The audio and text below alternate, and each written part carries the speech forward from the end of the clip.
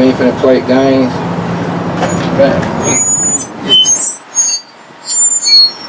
Yo, 1 2 1 2.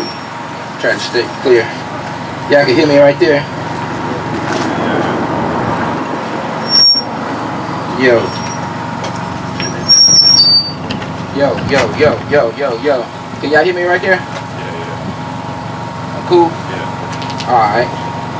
So, tell y'all why that's building up, but it's already built up. But let me tell y'all exactly why we're here, right? Why we're here is I want to share with y'all. I want to share with y'all the opportunity that's out here. Answer some questions that y'all may have because y'all are very interested in these opportunities out here. So this is really an introduction to the opportunity. I can't teach you that today. It's impossible, right? That's one of the guys who's going through the class. The sister's going through the class. They know how in-depth the class is. It's very in-depth. It's very detailed. And that's the reason we win and win big and never lose, because we pay attention to detail, right? We're not geniuses. It's just the law. Alabama law is set up for investors to win inside this space. So because we understand what the law provides for us, we understand how different laws intersect and provide more opportunity for us, then we just move inside those spaces, and that's where we get to it. You dig? So I want to share with y'all a little bit about that, give y'all some insight to really just show you the vastness of the opportunity. Birmingham, over 20,000 tax properties in Jefferson County. That's just Jefferson County. We talking about the laws that I'm speaking about apply to the whole state. So that's from Huntsville to Mobile and everything in between. So this is how much opportunities out here. I'm going to pull up on this map the area that we're in right here in North Birmingham, and you're going to see just how much opportunity is right around in this area, right? And also it's wise to know what to stay away from. And I'm going to show you some of this map about right here in North Birmingham, what to stay away from. Have y'all heard about the 35th Avenue Superfund site? The contaminated soil? I have, yes. Where when the brother went to prison behind falsifying, misleading people about the contaminated soil. Well, that's right over here, right up here in Vice Hill, in that whole area right there. That's contaminated soil. Fairview, the community, Fairmont, that community right up there, all that's contaminated soil. So that's important to know, right? So it's things like that that keeps you in a safe space and it makes sure that you maximize your investment. All right, so this right here, all this information that I'm gonna have on this screen, these sites, is free. That anybody can access. It's just knowing how to put it together, right? I can give you sugar, flour, cake, eggs, butter, and milk, but that don't mean you gotta make the cake, right?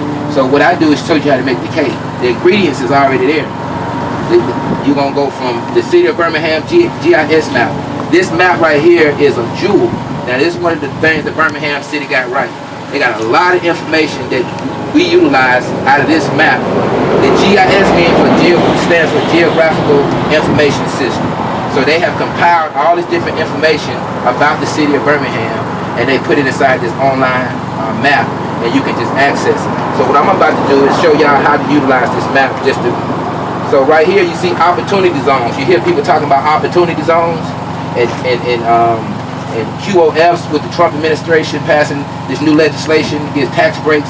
This stuff you may not be familiar with, but I just want to let you see how this map has all of this information right here for you. So there it is right there. If you want to know where the opportunity zones in Birmingham are, you just click on here and they'll literally show up on the map. And you'll see them come up on the map. EPA Superfund site. Again, that's a contaminated soil, like I just told you, right back here. When I click on here, that's going to come up on the map. How you doing, brother? How you doing, man? Hey, respect. Omar.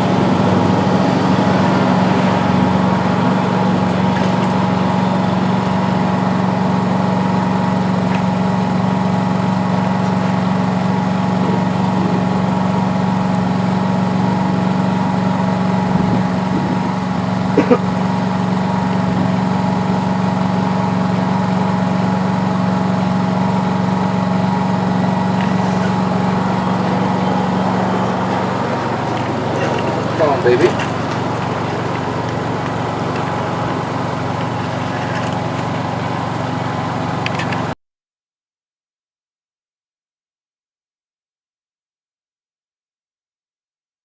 All those yellow lines represent opportunity zones, right? So if you want to know if you're in an opportunity zone, then that's how you find out. Now, how you utilize that information is totally different, right? Because once you understand what an opportunity zone is, then you can understand how you benefit from it. And a lot of times, there's a lot of us, and I put a question on my website and a blog, do we as African Americans in a 74% black city, do we want opportunity zone designations? Like, that's a question we got to ask ourselves, because the designation allows for investors to come into your community and buy it up. That's what the designation does. And it's done through what is called capital gains, which is profits made off investments. So we don't have that type of money, capital gains money. You can't just have money and go put it in QOL. You got to have capital gains money, which is a particular type of money, which is rich folk money, which is wealthy folks money, right? So do we want that? We asking for stuff that is not necessarily to our benefit, right? So there was a lot of pushback because Ensley, which is the area you're interested in, correct? Right. Okay. So in Ensley, there's a lot of pushback about Ensley not being in an opportunity, not getting that designation. But again, I asked the question, why would you want that? Because that's going to allow the people who you don't want to come in. That leaves it for you. You dig what I'm saying? So that's something that we need to concentrate on utilizing and securing for ourselves. All right, so again, this map is what I want to talk about. Now, I'm going to go right here again. Again, this is free information. City of Birmingham. Y'all see that brown? Y'all see this right here? This little brown area right here? That brown area, that border represents the Superfund site, the polluted soil. Right? Let me bring it in closer.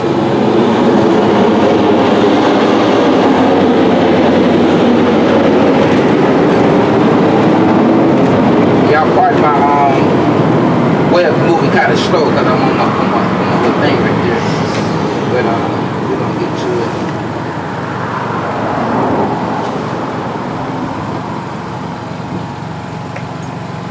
So y'all see that? Mm-hmm. Now this is where we are. We're right here, right? Let's go a little closer.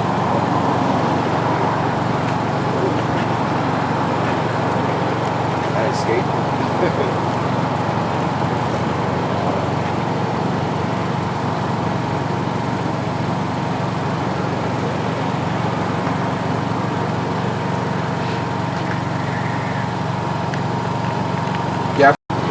Y'all see where we at? We're literally on the map.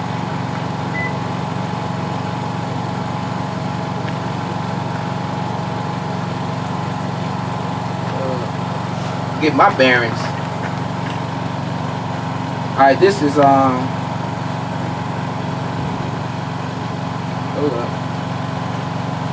Can y'all read that map? That's Collegeville. Let me back out some so I can see a little bit better. Now right here. This, okay, here we go, right here. This is 26th Street. This is the street we on, so let me bring it in. That's what I was looking for.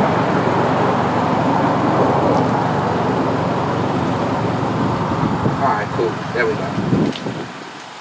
Cool. So this right here is literally downtown Birmingham. I mean, that right there is the little downtown area right there. And this is Empty Brothers right here, right? We're sitting on the corner right here. No, this is up right here, and that's McDonald's right here. So we're sitting right here as we speak, right? That's where we are located. And the Superfund site is right over there. It's covering all of Collegeville, going up through Vice Hill, right? So that's that area right there. Tuggle Elementary School was built on Superfund, on contaminated soil, and they know that. They knew it when they built it, which is crazy, right? But that's a different conversation. So now let's go to another thing, what I really want to show y'all, which is the properties, the tax properties that's in this area. Again, this is free information. Y'all see how I scroll down? I'm gonna go right here.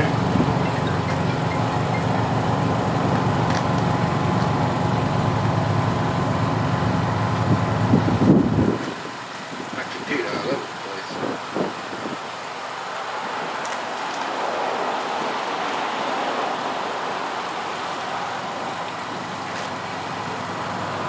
Really? Stop jumping. Alright, watch this right here, family. Watch what happened to this map. Look, you see all those red squares?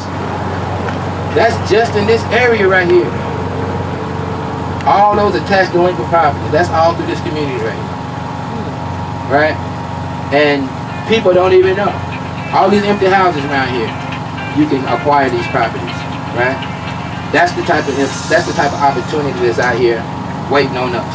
You did? This right here, give y'all a little bit more. This is called a township map, right? This is one of the tools that we use in our class to show you how to find properties and then in specific areas that you're interested in, right? So one of the things that we do is teach you how to read a parcel number. So this is a parcel number right here. The parcel number is the number that's actually it's a numeric abbreviation of a location.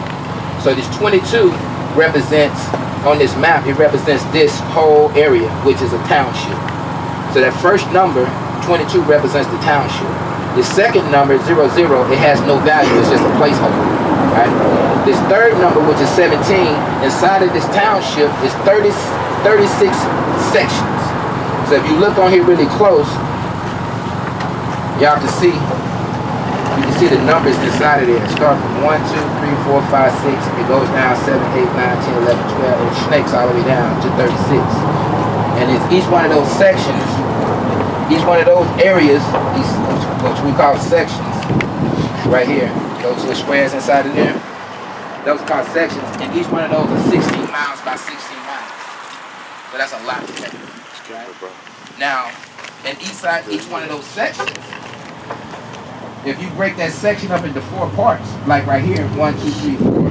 If you break one of these in 4 parts, it's called quadrants, which is this number, that 2. So this is 22, 17, the 17th section, and then the second quadrant, which is the upper left quadrant. So the quadrants go 1, 2, 3, 4. So if you're looking at, so now you're zeroing in on the property that you're interested in, right?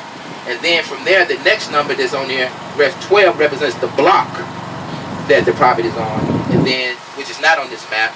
Then the last one represents the actual property itself, the actual parcel that the property sits on.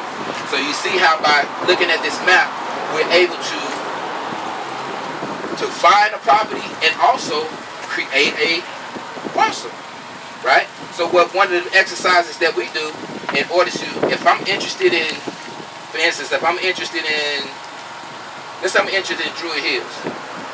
If I want to find tax delinquent properties in Druid Hills, because I understand parcel numbers and I have a map, that I could create a filter to drag that area and pull out every tax delinquent property in Druid Hills. How do I do that? And I can do this without leaving my house. This is one of the two techniques that we teach. So what I would do, I would go here. This is the state of Alabama. Again, free information, right? This is the Department of Revenue, right? All this comes part of your curriculum, your class. So right here, I will go here, and I'll go to parcel number, right? Now, again, let's work back. A parcel number starts from the township and works down to a particular house. So if we want to drag an area, we want to bring it back out wide. We don't want to concentrate on that house. We want to bring it back out to a block, back out to a quadrant, back out to a section, right? So by me creating a filter that stops at the section, then I pull out every tax delinquent property in that section. Y'all follow that? Right? And all this is done from my phone or my computer. I don't have to leave my house to do none of this. Right? So I can literally apply for every property in the whole community without ever leaving my house or my car or wherever I'm sitting and shit. Y'all see how powerful that is? So when I say outwork the work, and y'all be seeing me on, and I have all those quotes, and I have a stack of quotes, 6 to 7 quotes. I've been up all night just applying for properties. I drink coffee, watch TV, play with my children at my leisure, and apply for more properties. And when I get them, I have 60 opportunities to make some money. Right? And we're going to talk about that too. So watch this right here. So now, I'm going to do this. I'm going to say, I'm finna search 22. That's the 22nd quadrant. The placeholder is 00. Then I'm gonna search. I'm interested in Druid Hills. Why am I interested in Druid Hills? Because Druid Hill has 5 major developments that's going on in Druid Hills. These are things that we need to know, right? 5 major developments. You have Uptown, you have Topgolf, you have the BJCC expansion, you have the new stadium, and you have the Caraway development. And all 5 of those are in the neighborhood of Druid Hills. So that's prime real estate 5-10 years from now. But knowing that information now and being able to get into that space now puts you in position for your seed to turn into a really, really lovely tree that bears a lot of fruit, right? So it's all about knowing what's going on. That's called forecasting. So we got to understand that. We got to understand things like you hear a lot of people talk about Ensley. A lot of black people are interested in Ensley. They say they're gentrifying Ensley. Well, that's not true. If you understand what gentrification is and you understand how property values are affected, you know, commercial properties affect commercial properties. Residential properties affect residential properties. There's no residential development going on in Ensley, right? You see 5 Points West, you see that build, that's a commercial. But where's the residential? So the residential properties are not going to be affected. The value of them are not going to be affected by that. But when people see dirt being moved, they just assume that this is going to affect, you know, these houses. And they go and they're buying these houses that ain't finna be worth nothing until some residential development takes place. But now when you talk about Fountain Heights, I mean Druid Hills, that's different because just the capital, the corporate realty development, which is the Caraway, they're doing everything. They're doing single family, multifamily, they're doing entertainment, restaurants, office space, hotels, they're doing everything. So it's going to be effective all the way across the board. You dig what I'm saying? So doing something in that space makes sense. So again, we're not talking about just tax properties. We're talking about how to maximize your investment. It's one thing to get a tax property, but what if I have a choice between getting a tax property in 5 Points? What's the area right there behind 5 Points? Yeah, right behind the police station over there. But that area, as opposed to getting some in Norwood or get some in Druid Hills, which one? It may be cheaper. I might get that one for $2,000 and get that one for $5,000. But which one do I get and why? See, these are the things, the questions that we have to ask. And another thing that's really, really great about tax properties is this property could be the hottest area in the city. Watch this. Norwood, the hottest area in Birmingham. Avondale, the hottest areas, right? But tax properties, the investors walk right past them and over them because they are red flags to investors. They don't want anything with a red flag. If they don't have a clear title, they don't want it. Right? So when they see them, they keep going. That's red flag. So this area is fire hot, and you're still able to get inside that space and get tax properties. That's how great tax properties is, because everything that they run from is what you run to. They run from the delinquency. You run to the delinquency. They run from the cloudy title. You run to the cloudy title. Because the cloudy title, all of that, like they say, is the title clear? For us, I don't want no clear title. Because the clear title, if it's debt on the title, that's more of a reason that the owner don't want the property. Right? That's more of a reason why the owner walked away from the property. That's more of a reason I'm gonna end up keeping the property. You see that? Because the odds are in my favor in that scenario. So understanding, you see what we're doing now? We're understanding what's going on, which gives us the confidence and the know-how to go inside these spaces and then maximize what we're doing. So it's just not about identifying tax property. That's the easy part. The question becomes, once you get it, what are you gonna do with it? And where do you want to get it at? Right? We talk about like, what's this right here? Bush Hills. Bush Hills, what's going on Bush Hills? Right? Bush Hills is on fire. Right? You got lots in Bush Hills. Empty lots that are tax properties. Right? Empty lots. that people don't even know are tax properties. You get these lots, you can acquire the title on these lots and you can build on those lots. You get the title on the lots, you can just sit on them for 3 years. It ain't gonna cost you a dime to sit on it for 3 years. The benefit way outweighs the cost. Only thing you gotta do is maintain it. But now when you come out of that on the other side of 3 years, you have prime real estate in an area that is you can just you can build something brand new in a hot market, right? But you can set yourself up for that now. He's talking about putting yourself in position. We're not talking about, like right now everything is about the markets that's out there that's hot. No, it's about what's finna be hot. You get in there ahead of the game, plant yourself Southeast Lake, right? Woodlawn, Avondale. We got a chart. Let me go to our curriculum. Let's give y'all a little insight to our curriculum real quick. So this is the E2. This is our curriculum right here, right? This is our online curriculum. I'm gonna go into, I think it's in lesson 1. One of the things we teach is the language of real estate, right? In order for you to have a conversation, you have to understand what's being said. Like for instance, we don't buy and sell. We don't buy properties in tax property acquisitions. We don't own properties, right? What we do is buy and sell tax certificates and tax deeds, and that's very important to understand. And to say that the right way is very important for you, because to say that you're buying and selling properties is fraud, because you would be misleading somebody into something that is not true, right? So you have to understand the language of real estate, just like the language of anything, right? So, like what that is right there. Look like my internet that went down, family. It's gonna come right back up, dog.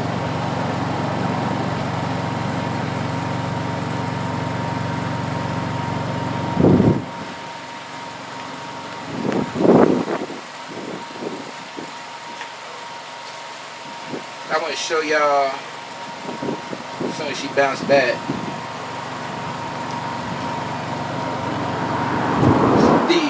The areas of interest. So we go, Birmingham is 74% black. Watch this, family. Birmingham has 61% of Birmingham lives at or below the poverty level. 61% lives at or below the poverty level. The poverty level is $25,000 a year. So that means most of the people in Birmingham live below the poverty, right above or below the poverty level. So that's below $30,000 a year. What does that information tell us? That tells us that most of the people of Birmingham cannot afford houses over $100,000. What does that tell us? That tells us that our target market is low-income housing. That's the target market for Birmingham. If you're talking about targeting the citizens of Birmingham, then you need to be talking about a plan that is that's tailored for a market or people who can afford less than $100,000 houses, right? So now when we start having that conversation, we saying 20% of Birmingham live on subsidized housing, right? So we saying we understand what the climate is that we're dealing with. So now that tells us that this is about what's affordable. If anybody's in real estate, they know that the real estate market does not cater to these people that we just pointed out, that financial group. They want the people who get the big money. Because the more the property is worth, the more the agents make, right? The more the property is worth, the more everybody involved make. The less the property is, the less everybody make. So if they're going to spend their time trying to sell $30,000 houses to you, no. They're going to have MLS. You don't see $30,000 houses on MLS, right? You very rarely. Most of the houses are going to be priced up. And 50% of real estate sales are not even done on MLS. They're done person to person. There's a lot of houses around through here. You can literally go in here and real estate investors can go in here and literally buy houses outright, own them outright for $10,000. Right? Literally. You can go in here and buy houses. We don't know this. Ain't nobody telling us this. Right? You can go in here and buy. So when you understand these things, it allows you to formulate strategies to win with, right? Did my internet come up yet? No. I wanted to show y'all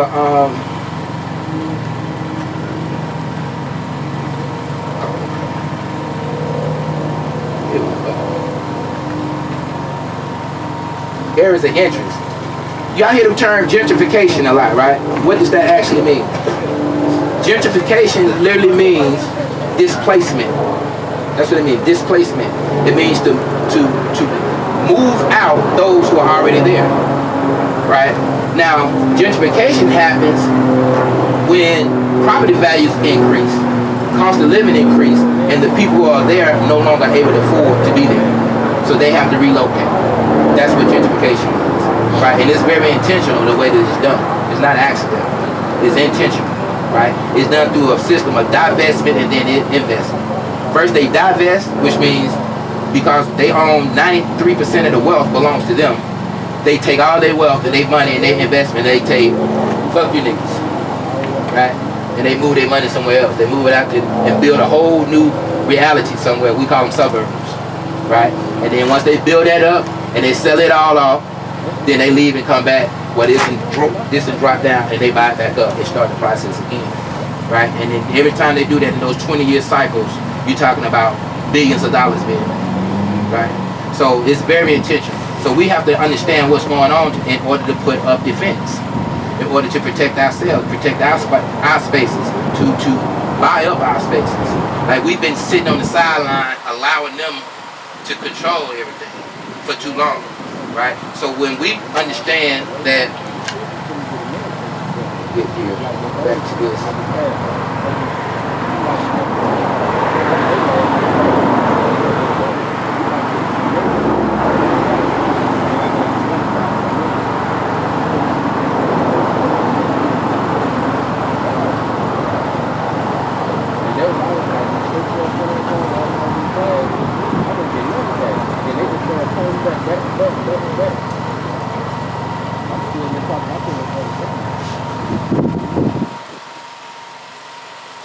I'm gonna go into the online curriculum because I want to try to see what it looks like, see what it feels like, right?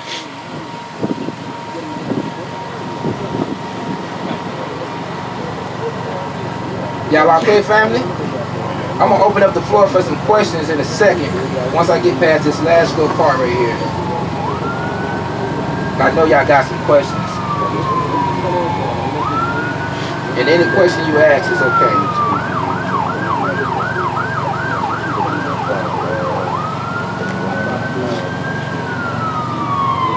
Alright, here we go. See, right? Alright, so of course, you notice here, we got 6 lessons, right? That's 1, 2, there's 6 lessons. Each one of those lessons, each lesson has questions at the end of it, right?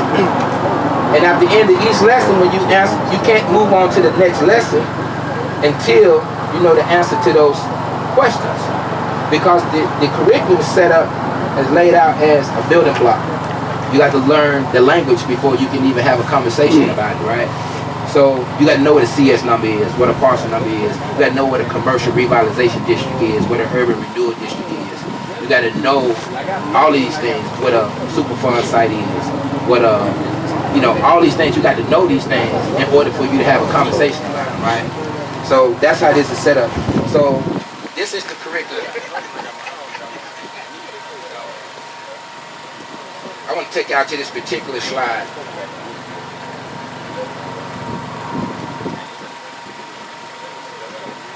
We're talking about hot areas. See, like this is definitions. It's taking its time to build up.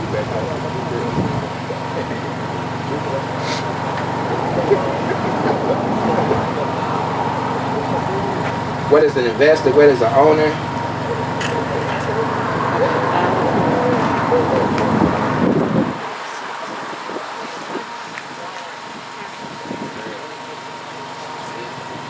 What's the difference between a tax certificate and a tax deed, right? You hear a lot of misinformation out here, a lot of mixed information, truth with falsehood. There's a lot of just bad information, right? Even from people who've been in this, you know, been doing tax projects for a long time. You might pull up on somebody, they're like, yeah, I've been buying tax projects for 20 years. They still don't know what they're doing. They still don't know what they're talking because they're still taking losses, And they don't understand why they're taking losses. They thinking they taking losses because that's part of the game. They're going to take you win some and lose some. But that's not true. The law is set up for you to never take a loss. Right? And if you know that, then you're going to walk in every situation, regardless of how it turn out, you're going to win. You're going to benefit. You're going to make you a nice check, or you're going to keep the profit. You understand that?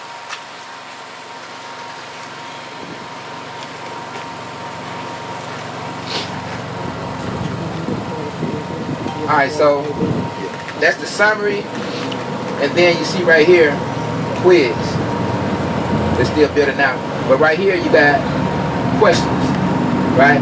You're going to have questions that you need to know. What is an investor? What is an owner? We talked about that earlier. The owner is still the owner. When you acquire tax property, the owner is still the owner. You're the investor. And you got to respect and understand that relationship. Right? Because once you step over the bounds of that relationship, then you make yourself liable. But don't be afraid. It's just knowing the edge so you don't fall off. You did? It's just like playing sports. You play inbounds. You ain't scared of the sideline. You just know that is the sideline, right? So you get to the end of that lesson. We're going to go on to lesson 2. See right there? Just go right there. Then you say next lesson. Boom. Now watch this. And this is audio. It plays as you watch this. Also over here you have a PowerPoint. You have a downloadable PowerPoint. Inside that downloadable PowerPoint, you're able to. I'm gonna actually go into that. Let me show you this, and then I'm gonna go back to that. I want y'all to see something very quick. That's what I want y'all to see. Now, imagine this being the southern border of Birmingham. This area. This is the southern border of Birmingham. All the money of Birmingham is down the southern border. That's where all the white folks and all the money is. You talking about from the east side, you talking about Crestline, Crestwood, then you talking about Highlands, Highland, then you talking about UAB and Green Springs. That's the southern corridor, right? And everything on the other side of that is Mountain Brook, Homewood, Hoover. That's what's on the other side of all those areas. So, and all of those land masses over there are what they call landlocked.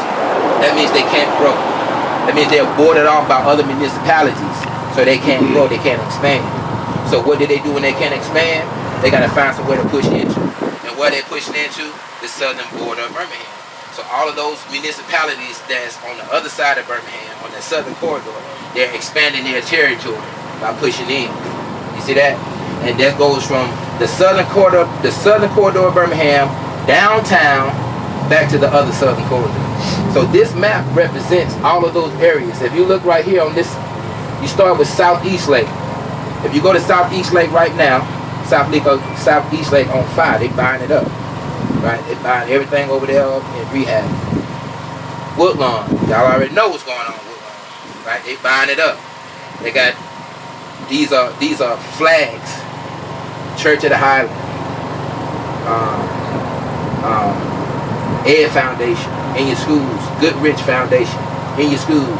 See, they're gonna prepare their area before they come, and they prepare their area by putting their institutions in place, their religious institutions and their educational institutions in place to prepare those places for their children. So when you see those things go up, when you wonder why there's a Church of the Highlands going on in Parker, that's why. Because it's Smithfield, which is borders Birmingham, which is an expansion of territory. These are things that are not by accident, and they're not innocent, right? Like, we got to stop playing like, you know, it ain't what it is, right? It's not innocent, it's not happenstance, it's very intentional, right?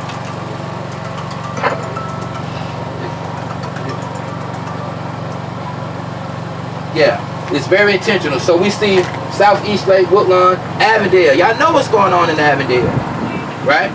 Then we coming over here to Norwood. Y'all know what's going on in Norwood, right? You see it. That's the southern corridor. That's the southern corridor coming around Birmingham and coming back to the other side. So up here you see Druid Hills. Y'all see what's going on in Druid Hills, right? Right here, Bush Hills. Well, that's gonna be Fountain Heights, Bush Hills area. Come across Smithfield, right? And then Titusville. Right now, Titusville on fire. They're buying up everything over there in Titusville, building it up. Right? You see the whole Lovely Village is gone. They built all that up with the new apartment. So this is This is what gentrification looks like, right? What I was talking to y'all about earlier about 5 Points West Plaza, I mean the crossplex, that's not gentrification. That is Larry Langford over 15 years ago saying that I'm going to make white folk come to black communities and spend some money. That's what that project was about. And it was a beautiful project. It was a beautiful idea that worked. So he forced white folk by putting a state-of-the-art sports complex in a black community. He said, y'all got to come over here if y'all want to use it. Instead of putting it like what they're doing now down in these white spaces. You see the difference of those mindsets. So that's why the people champion Larry Langford, regardless of what they talk about. The people fuck with Larry because Larry fuck with the people. He put things in place that would benefit us. You know what I'm saying? And right now you're talking about they building a stadium downtown. Why you build a stadium in a black community? Why you force that income, that revenue to come inside of a black community? You see that? So that just shows you what's going on. So I wanted y'all to see that, and then I'm finna open up the floor for questions. Y'all got any questions? Y'all throw them at me. I'm still gonna be rolling through this because I want to show y'all something else. Anybody got any questions? I do. Come on with it, bro. All right, you said difference between home ownership and actually owning the certificate. Can you expand on that a little bit? Kind of talk about benefits of owning the tax certificate. You said the benefit of owning. Say that again. You said there's a difference between home ownership and owning the tax certificate.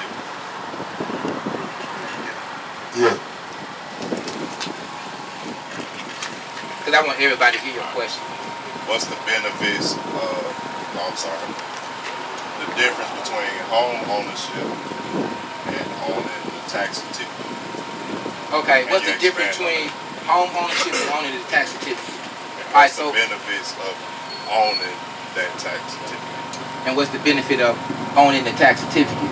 Now, the ownership means this. That means, you hear the term clear title. Clear title means that nobody has any interest in this but me. I'm the only person, right? It's totally mine, right? I'm the heavyweight champion. I have the title, right? It's mine. It belongs to me. And it's free and clear. You hear the term quiet title means that I had ownership as the owner. This was the mortgage holder, so they had interest in it. He's a lien holder, so he had interest in it. So to quiet the title is me saying to the courts, I'm the only person that got interest in it, and get them off this title and give it exclusively to me. That's called quieting the title. It's like all the noise that's around it, everybody shut up, it's just mine. That's a legal action that you go to court through a lawyer. He file a quiet title and he get the title quieted where all of the total property is handed over to you exclusively. Right? Now to ownership, when you own a property outright, then you're free to do with that property whatever you want. You own all of the equity in the property. What is equity? Equity is the value of the property minus any debt that's on the property. So if you have a property that's owned free and clear and it's worth $60,000, then you have $60,000 worth of equity. If you own a property, if you say that you had a property and it's worth $60,000, but you had a $20,000 loan from the bank in order to buy that property, then it's $40,000 worth of equity in it because $20,000 of it is debt to the bank. You see that? So that clearance between ownership and debt, value and debt, that clearance is called the equity. Now, with tax properties, the gravy part of tax properties is because we're able to come in and buy a property for $1,000. Buy a tax certificate for $1,000 or a tax deed for $2,000. Once we get a tax property turns into a tax deed, at that point, you can't quiet the title. So if I find a property right now, and this is all over Birmingham, that this property is a tax deed, and I get that property, I can go and get the title quieted on that property, and then therefore own the property outright. But I have to go through that process. I have to get it quieted first. But what happens when I quiet the title is the value of this property is now mine. You see that? So if this property is worth $20,000, that's all it's worth. I got $20,000 worth of value. Once I rehab the property, and the property goes up to its after repair value, which is $60,000, $70,000, or $80,000, all of that is mine, right? So now I can go to a bank or lending institution and I can pull equity out, which means I can borrow money against that property that I only spent $1,000 for in rehab. I can go into that property, get that value out, and use that value to do more projects with. While renter is paying for that mortgage on it, or that equity loan. So the equity loan to be paying, the renter be paying for the equity loan, while I produce that money that run out, I'm able to buy more tax certificates and do the same thing over. Now, a certificate, a lot of conversation or debate, preference around tax properties is certificates versus deeds. You hear a lot of people say, don't mess with it if it's a certificate, only deal with it if it's a deed. Well, let's talk about that. If a property is and let's talk about what a certificate is and a deed is first, because that's lesson one. So a certificate is any tax delinquent property less than 3 years old. Any tax delinquent property less than 3 years old has the designation of a tax certificate. Any tax delinquent property that's 3 years or more has the designation of a tax deed. Now, the Alabama law treats these two the same in regards to how you're able to utilize it. Both certificate of deed gives you rights to immediate possession, which means once you get the certificate or the deed in your hand, you can take immediate possession of that property, and both of them. Two, you have a rights to rehab those property, and your rehab is protected with a 12% return on investment. That's on a certificate and a deed. And you can start your rehabs immediately on a certificate and a deed. Another thing is return on the insurance premiums paid or not paid. Both. If you have a certificate or a deed and you get insurance on that, before a person can redeem the property, means get the property back, they have to pay you back the premiums of the insurance plus 12% paid or not paid. Meaning if you only had this property for a month and somebody has to redeem, they would have to pay you the whole year of insurance plus 12% in order to redeem. That's certificate or deed. You see these are parallel. They only separate at the point where quiet title comes into play. The ability to execute quiet title. A certificate, you cannot file for quiet title on a certificate, because with a certificate you have zero ownership interest. You have stewardship rights, but not ownership interest, right? Everything I just described to you is stewardship rights. With the tax deed, you have ownership interest of the tax interest. You own the tax interest in that property. So now you're on board with those other people, the mortgage holder, the actual owner, and the lien holder. Now you over there with them. You got ownership interest too. You did? So now all y'all over here on the ownership side of the equation now, and because this property has been sitting vacant for 5 years, and there's nobody's tenant to this property, nobody's interested in this property, I'm looking down here, I don't see nobody, so I'm going to go to the court and say, hey, Your Honor, ain't nobody over here but me. Right? Ain't nobody over here but me. Let me me just get the clear title on it. And the Honor going to check, do the process. I'm just giving y'all, my version of it. And they going to check and be like, yeah, ain't nobody over there but you, so it's yours. Right? But that's what a deed allows you. Now, the cons of the deed or the situation, the pros and cons of tax certificate, tax deed, is deeds of 3 years or more delinquent, which means that for the most part, the deeds have been delinquent for long periods of time and have a lot more wear and tear and damage, vandalism, right? They're in a lot worse condition because they've been sitting up for such a long time. Whereas with certificates, you gotta remember, every deed used to be a certificate. Right? Every deed used to be a certificate. It just turned to, once it got to 3, it became a deed. So what about that certificate when it was 1 year old? Why you didn't get it in? When it was fresh and it was still good, and the wiring was still in it, the plumbing was still in it, the roof was still good. Why would you not get it now? Why would you wait till it gets utterly destroyed before you want it? Well, you could have it the whole while and then acquire the title after the 3 years. right? So I'm a proponent, as you can hear in my voice, I'm a proponent of certificates. I love certificates. I love them both. But I especially love certificates because I'm able to acquire properties in really good shape. And I'm able to either A, rent those properties out because they're close to move-in ready. I done got properties where I ain't have to do them or pay somebody to come in and clean it out. I'm talking about, when I say clean it out, I mean like wash the windows and sweep the floors, clean it out. Ain't no trash in there, just like somebody moved out yesterday. Somebody moved out yesterday and I came in the next day. That's how the condition of the house. I done had 3 or 4 of them like that, right? And those are certificates. But let those people who say stay away from certificates, they done never got those houses, right? And another component of what we do, which is the 80% of what we do, is research. So when we find a property, we don't just buy it because it's available. We do the research. We go and look and see who the owner is, what's the status of the owner, is the owner around, we talk to the neighbors, we go to Landmark, do a quick like a title search ourselves, find out is it any debt, any loans. Love properties that banks own. Love those. Most people tell you stay away from all the bank on that, they gonna come back and get it. Okay. They still gotta come see me. Right? But the beauty of it, again, is understanding it. To understand that a bank owns it is to understand that the bank they gave up on it. Because banks don't let their properties go tax delinquent unless they don't want it no more. You see that? They're gonna pay the tax. They got the money to pay the tax. So it becomes to a burden to them to the point they say, well, I can't sell it and I'm tired of paying the taxes on it every year, so they let it go. And we find out a lot in our market. Watch this, I'm going to tie this back to something we talked about earlier.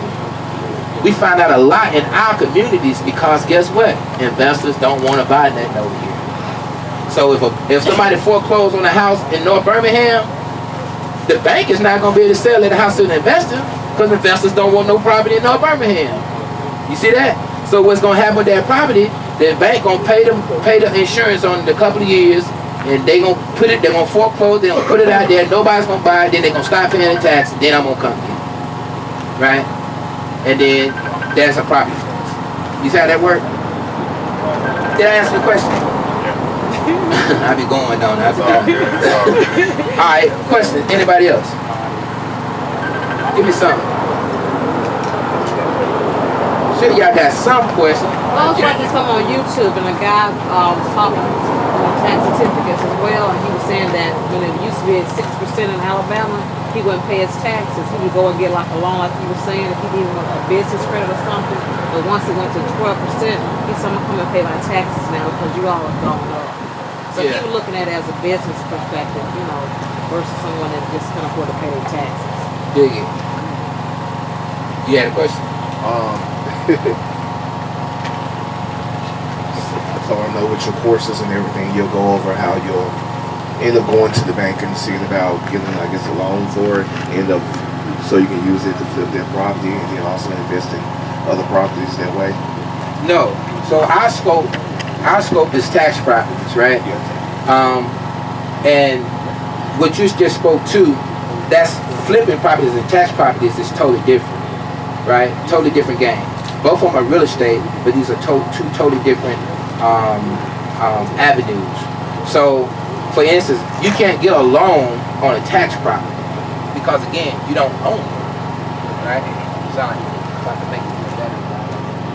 Because you don't own it, right? I'm just have to talk loud. Whereas on a flip, these properties are being bought outright. That's why I tell you, like houses in here, like this is not even a flip market. This is another thing that's really important for people to understand. There are markets for flip and then there's markets that are not. The only way you're gonna be able to get money in a flip, you're gonna have to be in a market that's upwards of 100,000. You need 150,000 and better because you need room in order to be able to sell the property, put some on top, to rehab the property and still have profit left over. If you take a property over here, say I got a property right here on 33rd, right? And it's gonna take me $20,000 to get that property restored. Hell, it ain't gonna be worth $20,000 when I get through. The market is not nobody's gonna give me $20,000 for that property. Again, I told you houses over here, you can buy for $10,000 all day. So you got certain markets that are feasible for people to acquire to live in, as opposed to feasible to people to acquire to make money off of. Two different markets. Rentals market. This is a renter's market. The reason that I do tax property acquisitions and the reason that I keep the price as low as possible, I don't do any rehab, I don't do any trash outs, because I don't want to run the property, the cost of it up where the people around here can't afford it. Right? If you keep it low, then they can afford it. Once they can afford it, then they can do that stuff themselves, and now they have a home. It's not about a profit, it's about putting them in position to have a home. So now they own their situation. They're not there for the reason that a flipper is. A flipper is there to make profit off that situation. They're there to live. You see the difference? So that value in that is totally different for them, because now they're living in a rent-free, mortgage-free situation. It changed their whole quality of life. The flipper is coming in to find a house that he can buy, that he can rehab, and that he can sell for a profit. These are two totally different things. You dig what I'm saying? And you don't want to, if you're coming to if you're saying that you want to rehab a property or you want to get into the flip game, these are not the areas that you want to be in. You really want to be over the mountain somewhere. You really want to be in affluent areas. You want to go in and find a property that's foreclosed or somebody trying to get rid of really fast, and you can get in there. They grandmama and them left it and they moving out of town. Situation like that, and you can get it for a low price. You can put 50,000 in it. You totally in 100,000, but the property after repair value is 200. You make money now. But that's a different game, and it's a capital game. Like, you need money to come out flipping. You need money. So with this side, I think my man was just wondering how to gain the funds for like a tax property that needs some rehab. Is that just you going to the bank, having decent credit, good credit, or whatever, and then getting the funds like that? Or is it like a special way through state, I guess, to gain those funds to rehab that specific? Not going and saying putting 20,000 and flipping it, but as far as just going into fixing it livable, or to be able to rent it out. Like, that's my goal. Yeah, it's just to rent it. Right. So the question is, how do you get money to do these projects, right? You're going to have these avenues. A, earn it, however you get your money, right? And have that money to invest. B, I'll teach you a method, one of our strategies on how to make money with no money, with tax properties, right? I teach you how to use tax properties to make money. Another strategy, which is an advanced strategy, I teach you how to barter your knowledge to a builder to get him to rehab your property for you to find properties for him. You see how creative we are, right? So it's all about, again, understanding supply and demand. Move money out the equation. What do you want? Just a builder. Hey, I got a house I need rehab. He go look at how much it cost you to rehab. He said, well, I can do the whole project, material and everything for 10,000. I said, well, I got 2 houses that you get if you do that rehab. Now these 2 houses, I just got for $500 a piece through a tax sale, right? So I bartered the rehab. So now what would have cost me $10,000 only cost me $1,000, something that was within my reach. And how did I make the $1,000? I made the $1,000 because I got 20 tax quotes, which give me 21 days to sell these tax certificates or tax deeds. I got 21 days to sell them. I don't have to buy them. I can manage to sell for somebody else. My cousin looking for one. Listen, you can get this one. If the quote is for 1,000, you can get this one for 1,500. You manage to sell for him, assign it over to him. He has the property for the 15. You keep the 500 for yourself, and the state of Alabama get 1,000. So you just made some money. It didn't cost you a dime. You made it based off what you know, which is this information. So you just have to be strategic and move inside it, all of what we know, to come up with different strategies and concepts to get what you want, which is your end game. And that's what strategy is. Strategy is, what's my end game? How do I get it? That's what strategy is. And I got 15, and with your minds, as brilliant as y'all are, y'all gonna get this information and y'all gonna think of some more. Y'all gonna be like, hold up, if I do this, and that's all it is. You think that's how strategies came develop. It's just a person thinking through a situation and then making it work. Yeah. Question? Any more questions? So what time we got? 209. 209. Dig it. So y'all got cards? So the curriculum, you can find the curriculum on e2byblock.com. That's gonna give you access to the online. Oh, I can't get one. Yeah, you can get one. Look, these are family members that's already in the taking the course. Tamika, a brother right here, Dion, Justin back there, Jamal right there. They're already in the course, right? Jamal already made money. He's working on another project. What's your first lick was? How much you made? I made $4,000. I sold the property for $1,000. He probably did 2,200 off his first sale, right? He found a property in Southeast Lake, right? Nice area, back Ruffin Mountain area, good shape, high demand area. Just know it, placement. You dig what I'm saying? So he's able. So when we talk about value, the curriculum is $500. Plus you got a Black History Month special, you get $100 off. So if you go and put the code in Black History, then it's gonna give you $100 off. So it's $400 that the course is right now for the rest of this month. And you coming out the gate getting a check. Talking about, we ain't even talking about, what about your situation? Moving yourself into a rent-free situation, that changed your life. You did. You know, I always tell us, you know, we gotta humble down. You know what I mean? We gotta humble down. It ain't all about living in the mansion right now. It's about putting yourself in a position where you can live in the mansion and ain't have to worry about it. You did. The mansion is straight, the mansion is secure, and you got money coming. That's when it's time to go to the mansion. Right now, if you ain't in the mansion, you gotta put the building blocks in place to get you to the mansion. If you want to be in the mansion, if I get a mansion, it's gonna be in the hood, so it's gonna be a big old mansion right here around all these platforms. I ain't going over there. I'm just not going. But to each his own. But e2byblock.com. e2byblock.com. Let me preach to y'all 1 second. It's very important for our children to see success in their own community. That's the reason I ain't never going nowhere. I ain't never went any business I got is in the Black community. That's my track record is gonna be it. It's very important for these children to see success of people that look like them who live where they're from. It's not real to them if the only person successful stay over the hill. That's not real to them, right? And if that's real to them, then what it took for them to get there becomes real to them. So now they're not listening to us no more because we don't represent success to them. That makes sense. Yes, sir. So the mission is bigger than you, whether you like it or not, whether you own it or not, whether you respect it or not. It's bigger than you. The work is bigger than you. It's got to be about them children getting out of school and walking past your house.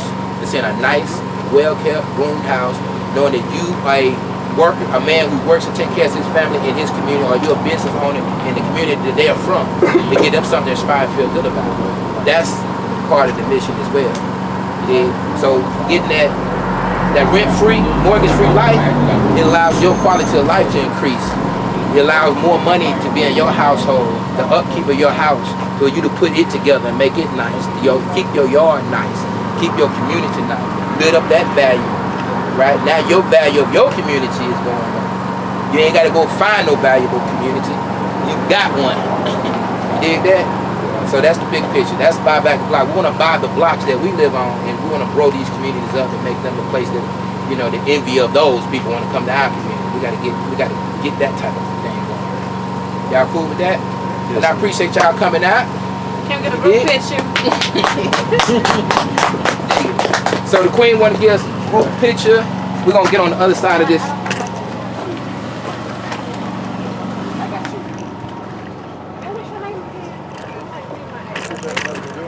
Yeah, likewise. I appreciate you coming out. Look for you. I'm tagged. Okay, cool. Oh, okay. We already connected. How you doing, sir? Good to see you. Oh, I'm sorry. Where the sun goes. Thank you. $1,000 to keep it. He ain't paid $9,000 to own it in the first place. You think he can come back and give you another $9,000 to keep it after he done already discarded and not paid the tax? So what we did was we got the property. I knew that the owner only paid $9,000 for the property. This is Titusville. So when we got it, I told her to go in and run the check up to at least 9, right? To put that pressure on him. Where if he tried to come back, he would have to pay again what he paid for, which he would be reluctant to do. So, and if he did, she wouldn't be mad because it's gonna be that plus 12%, plus insurance plus 12%, plus tax plus 12%. So she'll walk away with a nice check either way it goes. So she did exactly that. The owner she sent, after we got everything in place, I had her to send him a letter letting him know that, you know, basically asking him, what do you want to do? No, just they're pushing the issue now. We're poking the bell. What do you want to do with this property? You want to keep it or you want to rehab? He hit her back, said, no, if you're interested in buying it, I'll sell it to you for $5,000, which is perfect because now, if she gives him the 5, she owns the property outright, and now all the equity she owns outright. Back to that, you see that? And because the property didn't have no liens or anything on it, it was a good place. Now, if the property had liens on it, which our research would have showed us, then we would have looked at that situation and told him, nah, we ain't finished, we don't want to buy it, we good where we at. Because we in the city control. We could ride out on it for the next 3 years, living rent free, and not have to worry about it. If you want to get it, you still gonna have to cash me out over $12,000, and I'm cool with that too, so I ain't no pressure either way. You dig what I'm saying? But the pressure was on him, so he allowed her to buy the property outright. Now, the after repair value of the property is now hers, as opposed to the cost. And it's in a aspiring market, traded at Titusville, which is going to be worth a lick in probably about 10 more years. So it's just best for her to just sit on it. You know what I'm saying? So that's how that worked out. But all those decisions were able to be made because we understood what we were dealing with, because we did the research. That's why I would tell y'all, do the research. Do the research. That's going to give you your arms and legs to stand on, show you how to maneuver. The information is going to direct you. You ain't got to be trying to figure it out. The information going to. It's a lien on it. I don't want to buy it from you. It's a free title. Yeah, we can talk about that because that's the ultimate goal, is to own it outright. I don't want to wait 3 years. I don't have to wait 3 years. When people say this is a certificate of deed, they can get back. You looking at it wrong. You looking at it as though they're in the seat of power. You're in the seat of power. Because once you set yourself in place, then it's okay, what do you want to do? You see that? Leverage. Business is leverage. Right? And once you get the leverage, now you say, okay, what do you want to do? Because it's not, your situation ain't gonna change. You're gonna win bigger. You did? You can press the gas now, right? So I just wanted y'all to hear that because it was a beautiful example of how the research paid off and to this queen getting the house outright.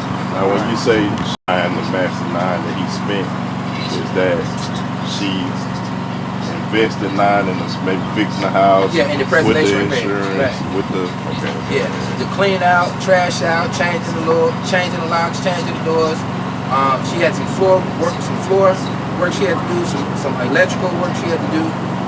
It gets up there really quick. Yeah. You dig what I'm saying? Yeah. Changing out faucets. It's all this is in your curriculum. So to get reimbursed for this, you basically just got to hold on to all your receipts. Well, interesting, good question. Y'all heard that? Yeah. That's about receipts. Jamal, tell them about that. Well, if you're doing the work yourself, you just charging what you did. You know what I'm saying? If you're doing the work yourself, you just charging. They can't give you your price. You know, you charging what you charge. And stand on it. Right. So give me that. Give me the law that supports what you just said, or the understanding of the law that supports what you just said. Preservation repairs. Legally, you can do preservation repairs, and they gotta pay you for that. So if you want to keep the receipts back to show proof of you doing preservation, your picture's gonna back that up. You know what I'm saying? And if you want to keep the receipts, like, okay, I paid this to change this, blah, blah, blah, blah, blah. When you do all the work, like I said, you still add your price on what you did. So let's say you had to go to Home Depot and buy that stuff. when I bought my last property, I kept receipts from the stuff I bought just in case to be safe. But I also charged when I went ahead and charged it plus what I paid for it. And that's what's a word that is used in the law? Value. Right. So the law says that they have to reimburse you the value of your preservation repairs, not cost. And the Alabama Supreme Court has ruled that value is not cost. These are two different things. That cost can affect value, but it's not value. So the law speaks specifically to value, and the value again is in the work done, right? Not on how much pain. Because if I go put a whole roof on my house, the value of what I did is still there, even though there's no receipt because I didn't pay it. So what I do as a rule of thumb is whenever I do any project, if I do any work, I get the market value, the market average for this work, and that's what I'll use as my value. So yeah, as you can see, running that checkup is really easy. You see how they work? We talk a lot about, and I understand why, we talk a lot about the rehab process or the protection of the rehab. And how we talk a lot about that space, but the reality is I bought and sold over 50 properties last year, and I only got 5 requests for redemption. So this is very rare that people even seek to redeem properties. Most people believe that once the state buys the property, they lost it. Most people believe that. Whether it's true or false is irrelevant. It's just like the belief in the mystery God. They believe it is true to them, right? So most people believe that the state bought that property, so, man, I lost that property to the state bought it. Oh man, he lost that property to the state bought it. And they never seek to even get it back. So when we start talking about the redemption, we really be creating a boogeyman for ourselves. Like we creating this monster that don't exist. Because most of these properties don't even have owners. Like the owner just died. Don't have kids, don't have relatives, don't have nobody. The property just sitting there deteriorating. Right? So we talk a lot about redemption, but redemption is not the boogeyman. It's very rare that it happens. And out of the 5 redemptions I had, I only got 2 that actually redeemed after 5 requests. And one of them I allowed because it was somebody who I kind of knew, and I really wanted to build a relationship with him, right? So, but I still made money. I still made $1,500 off of that, right? And it was just a gesture of kindness that I did it. I didn't have to do that. And the other one was a property, a land lot that I had bought accidentally that I didn't mean to buy. But I still got my money back plus 12%. But it was just a property that, like when you do your parcel numbers, you got what I told y'all right here. So you have your parcel number right there, and then you have .000. Well, on the other side of that point, if there's another number there, that represents that parcel was broken off, a portion of it was sold. So like for instance, this Edwards Brothers, if he sell that side of this lot, right, this parcel will still be the same, but that side will be the same number, then it's at .001. So they had sold a portion of the parcel, and I didn't see it, didn't recognize it, didn't pay attention. So I'm thinking I'm buying this, but I actually had bought that. And so they sought to redeem it, and I didn't have an issue with it, because they gave my money back for 12%. So you can't lose. There's no way you can lose. That's the biggest thing I want y'all to get. So get the boogeyman out your head, and the way that we strategically move in this space, not only you gonna not lose, you gonna win and win bigger. That's our motto. That's all we do. That's it. Has anybody ever lost in this space that we deal in? Like anybody on our team at any time. Nobody has ever lost a dime. Period. Every purchase is going to result in you getting some money or keeping a property. That's it. There ain't no other options. As long as you do what you're supposed to do, you can't do nothing but win, because the law made for you to win. That's the key. I keep trying to nail that in. Don't get spooked out and put all these boogeymans in your face. They don't exist. Just do it. Go ahead. Now, if you're interested in just making 12% on your money, would you go ahead and pay the taxes on a house that you see 2 cars in the front yard, you know people live there, swing set in the back, whatever, you know they're gonna eventually come back and redeem. Would you go ahead and pay the taxes on that just to get 12% back? Or no, I don't deal with occupied properties at all. As a matter of principle, I don't deal with occupied properties because it's one thing. See, we know what's true, and then we also know the psychology of the thing, right? So you live in a house, and your taxes are delinquent, not paid, and I go and pay the taxes on your house, right? You don't have the money to pay me back. That's gonna put a lot of stress on that occupant, that person who lives in that house. They're gonna be worried, stressed, thinking I'm gonna kick them out, all this shit. I'm gonna fuck these folks' whole life up and put all type of pressure on these folks who don't know me and I don't know them, right? And they may just up and leave, but they feel like everybody else. They feel like they lost the house, right? So I don't fuck with black folks, especially like that at all. So I'm gonna leave them the fuck alone. I let them know if I come across, this is part of our strategy as well. Whenever we come across properties occupied, we're not gonna do it. We let the people know. Listen, your property is tax delinquent. You need to take care of yourself. So before some predatory motherfucker do come in, because people who out here, they'll come in. Not only will they pay the taxes on that property, they'll start sending them letters and getting lawyers to send them letters to pressure them to get out of it. And then if they don't leave, and if they don't leave, then they'll file an ejectment and get them put out those houses, which they can legally do. But I don't do that. So now I'm not dealing with any. There's too many vacant opportunities out here to have. You have more than enough. Huntsville, Mobile, and everything in between. You vacant shit. Walk down the street right here. I guarantee if you leave here and go all the way down to the end of the street, you'll have about 50 properties before you get to the end of that street. So there's no excuse. 50 empty properties right down that street. So why are we bothering with somebody who's living in their house? I don't care if they don't never pay taxes. Hell, I'm on their side. I don't want to pay the damn taxes. Shit. All those black dots are properties that I sold to black people. The red dots are properties I sold to Hispanic. And the white dots are not Caucasian. The white dots are properties that I still own. Properties you still own but haven't sold yet. Right. So you can see here I got 1, 2, 3, 4, 5. Well, I actually got more than that. I'm missing something. Hold up. I got 1, 2, 3, 4, 5. Maybe I only got 5. No, I got one over here somewhere. Oh, there you go. 6. Yeah, East Lake, South East Lake. So I got 6. These 2 right here are on my street. I live right here. Those 2 houses are on my street. Right. This right here is in Fountain Heights. That's right over here where we at now. And you can see how many. Most of my properties is right there. For sure. You dig? So that's an area of interest for me. You know, and Southeast Lake, like we follow our script. Like this the southern border of Birmingham, like we talked about. The southern corridor, then you go around downtown and you back over here. So over here is what? It's Titusville. That's Titusville right there. You see that? Mm-hmm. So all of this right here is affluent area, and everything outside, those are affluent white municipalities. Yeah. You see that? So you can see it on the map. Everything, just like I showed you on that. For me, it makes more sense to buy and sell. And then my objective, my goal, my end game.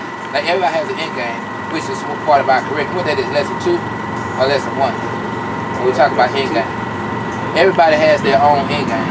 Yeah. And how you determine, once you got to determine your end game and then move your strategy toward implement your end game. So my end game is affordable housing, creating affordable housing.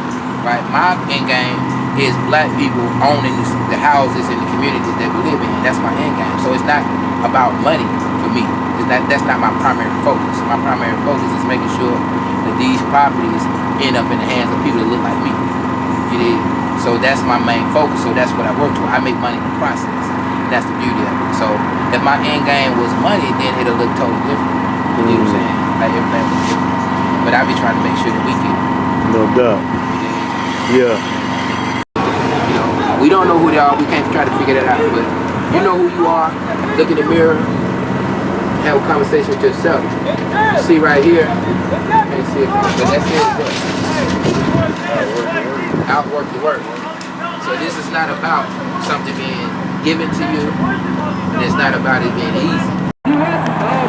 Bombing Korea. Bombing Iran. We in Iran. Iran bombing America, man.